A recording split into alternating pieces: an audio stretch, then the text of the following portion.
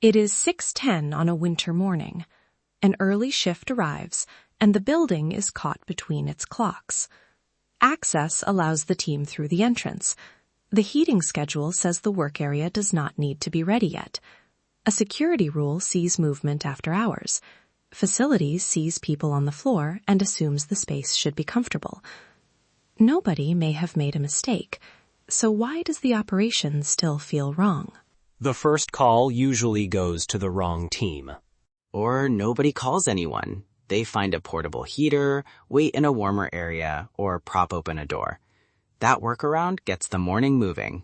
And then the workaround becomes the new routine.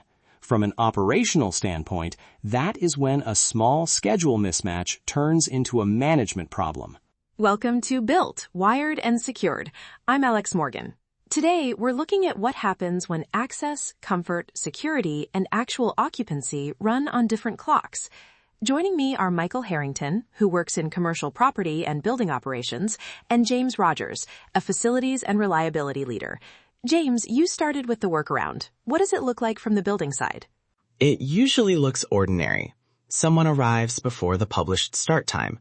A room is colder than expected. A system gets adjusted manually. And by 9 o'clock, the dashboard looks normal. That is the trap. The record says the building recovered, but the early shift remembers the cold room and the extra call. I start with the day people actually experience, not with the schedule file. Exactly. The tenant does not care which schedule was technically correct. They care that their people arrived and the space was not ready. So the issue is not necessarily that these systems are connected badly. It may be that they were each given a different assumption about when the building is occupied. Right. One clock is the published schedule. Another is actual use. Then there is the equipment clock. A large space may need time to reach a stable condition, so turning comfort on when people arrive is already late.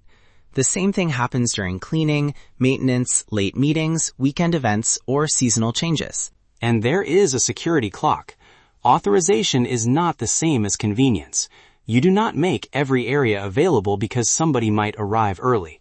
But you also do not want security staff interpreting a new informal exception every morning.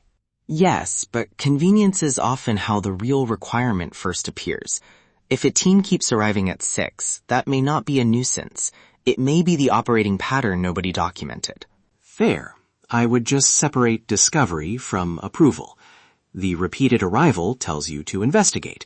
It does not, by itself, authorize a permanent change. That distinction seems important. A pattern can be real before it is formally recognized. How do teams recognize it without turning every adjustment into a major project? Use a small review. Pick a few real scenarios and walk through them.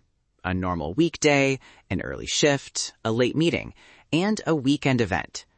Ask what should be accessible, what should be comfortable, what security should expect, and who responds when those answers do not match. It does not need to become a redesign exercise. Wait, when you say walk through them, do you mean with actual occupants involved or just the operations teams? Both, through the right channels. The people using the space often know the real routine better than the schedule does. Their feedback should shape an approved operating decision, though not become a side door around established controls. And test the handoffs. Who notices first? Who gets called? What information do they have? An alert is not a response plan if it reaches someone who cannot act. That is where small exceptions become risky. I remember a generalized example from a multi-tenant environment. An early access arrangement had been created for a recurring business need. Months later, that need changed, but the exception remained. The first clue was not a dramatic security event. It was repeated confusion about why activity was normal at an unusual hour. And the facilities side saw the same thing as unexplained early activity. People were responding to yesterday's assumption. That is fine until it fails. Or until the next change is built on top of it. The review found that nobody clearly owned the exception, and there was no end date. Once the business requirement was confirmed, the teams documented an owner, a review point, and a fallback. The improvement was not a new product. It was making the decision visible. That brings us to manual overrides. James, when is an override a responsible response, and when is it evidence that the normal process needs attention? It is responsible when the condition is known, approved, and temporary. A scheduled event changes the expected use of a space, so the team makes an adjustment and knows how it will end. It becomes a warning sign when the same override keeps returning. Nobody knows who owns it, or the next shift discovers it by accident. I use one question to sort the urgency. What breaks if this goes down? If the answer involves a critical operation, a physical security concern, or a large tenant impact, the change needs more coordination than a simple comfort adjustment. I agree with the question. I just do not want teams waiting through a week of approvals to make a limited, safe adjustment for a known need. That is how people create invisible workarounds. Then the answer may be a tiered process.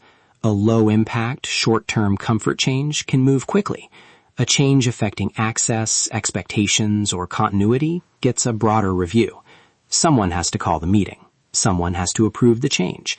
And everyone else needs to know what happens next. That works for me. Trust the process, but make the process usable. Record what changed, why, who approved it, and when it expires. 5 clear lines beat a hidden workaround every time. And ownership does not mean one department controls everything. It means the cross-system outcome has a home.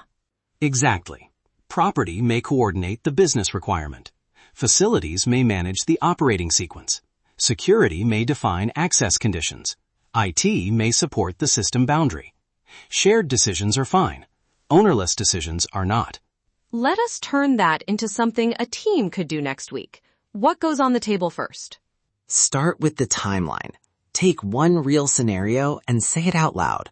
Who arrives? What should be ready? What does the access team expect? What does facilities expect?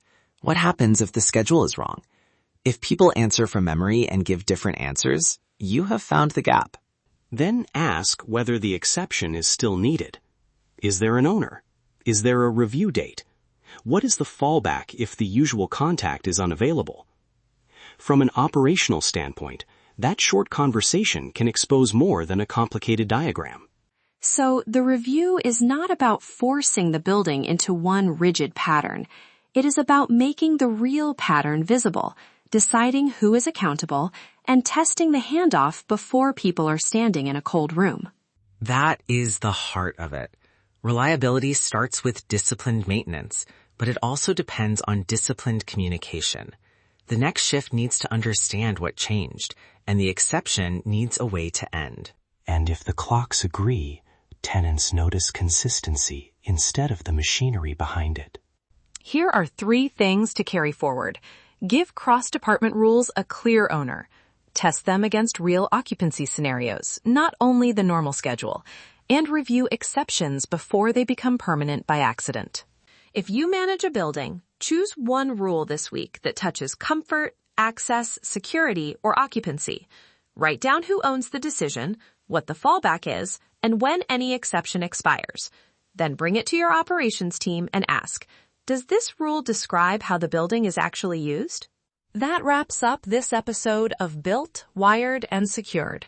Today, we explored how building systems can follow different assumptions about occupancy and why shared ownership, scenario testing, and visible exceptions help keep operations aligned. Thanks for spending a few minutes with us. Until next time, make sure the systems you're responsible for are built to last, wired with intention, and secured for the real world.